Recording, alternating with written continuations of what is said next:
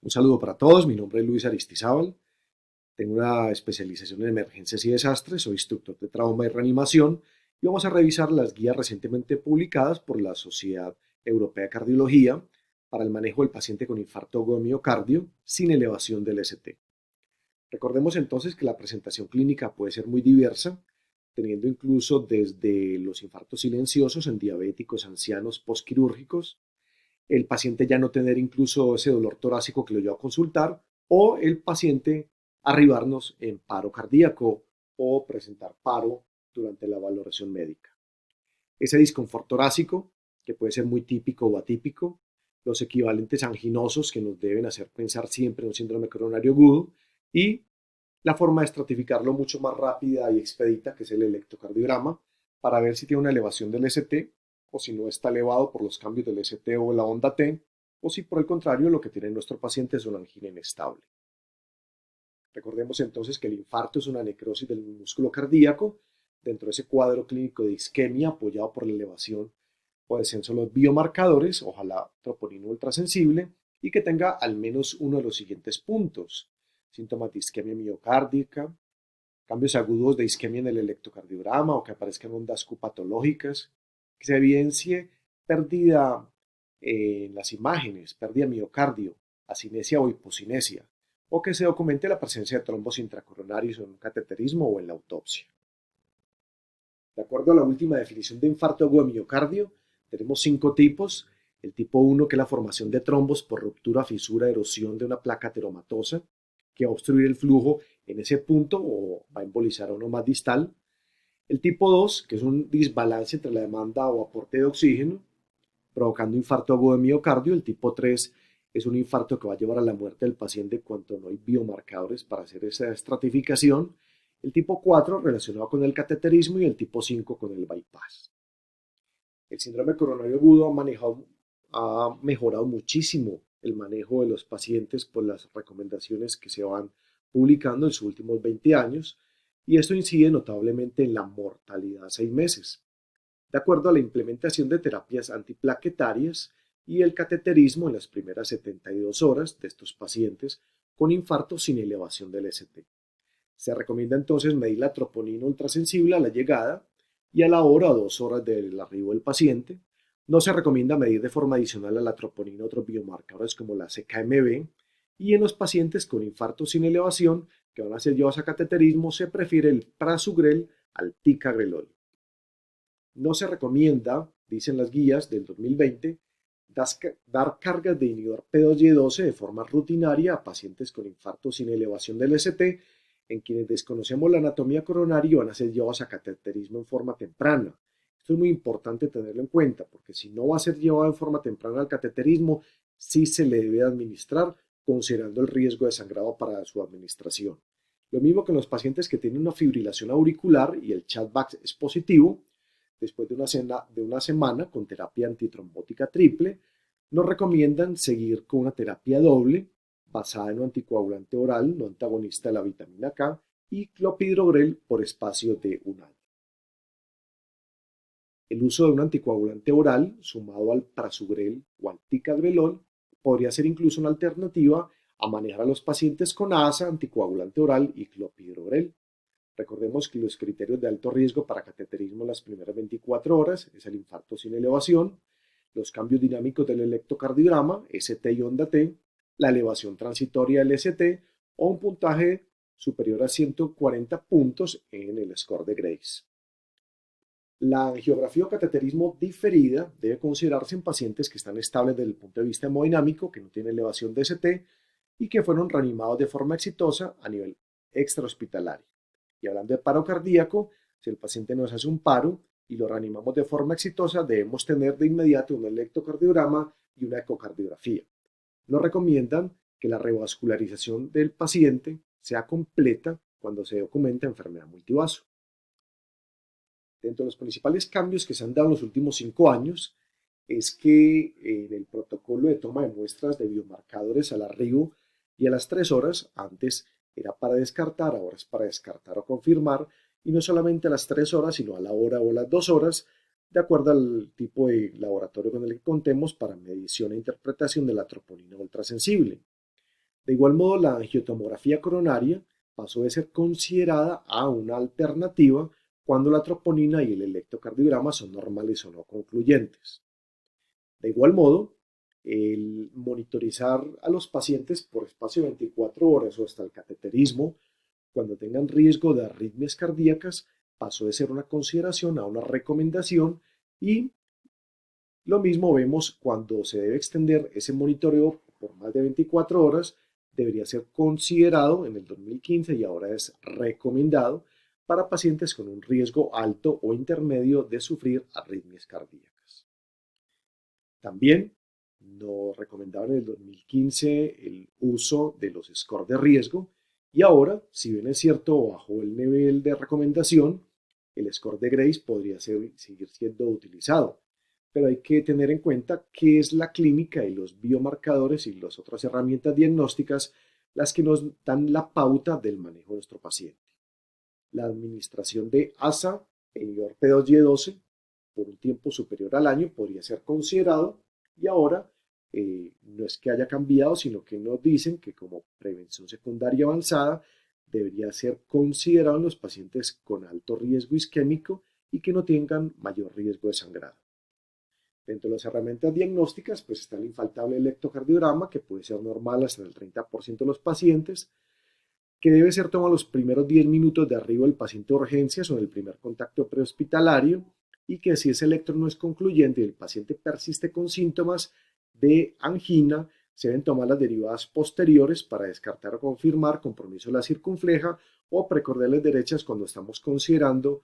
un infarto de ventrículo derecho. Se recomienda tener trazos para comparar con electros previos o la toma seriada de electros ante la persistencia de los síntomas.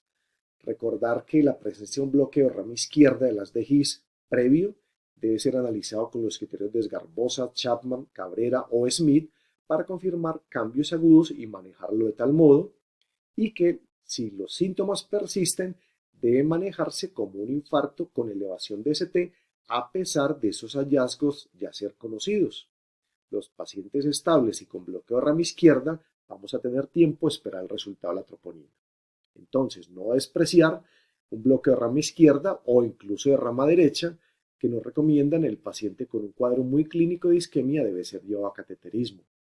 Si bien es cierto, más del 50% de los pacientes que consultan a urgencias por dolor torácico y tienen un bloqueo de rama tendrán finalmente un diagnóstico diferente de infarto, la medición de la troponina resulta fundamental para confirmar o descartar este diagnóstico. Acá estamos viendo cómo se puede manifestar clínicamente los síntomas de opresión, quemazón, dolor en el pecho, en la espalda, que puede ser localizado o irradiado, o incluso el paciente estar en paro, los diferentes cambios que se pueden dar en el electrocardiograma, los resultados de los biomarcadores troponinas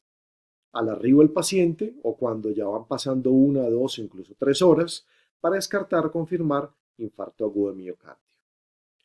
Dentro de las herramientas diagnósticas también tenemos los biomarcadores, como lo hemos venido mencionando. Está la troponina ultrasensible, que se recomienda medir al arribo, a la hora, y que puede ser con controles a las 2 horas o a las 3 horas, de acuerdo a los resultados que vayamos obteniendo en las muestras que se vayan tomando. Ahí está entonces el flujograma o algoritmo, en donde con una muestra de troponina podríamos, de acuerdo al resultado, hacer diagnóstico, o en algunas ocasiones tendríamos que pedir un control de troponina o incluso una tercera muestra. La angiografía coronaria seguirá siendo la mejor opción para pacientes con probabilidad clínica muy alta de angina inestable. Para pacientes con baja probabilidad o intermedia de tener angina inestable, las pruebas de esfuerzo con imágenes o la misma angiotomografía coronaria son recomendadas.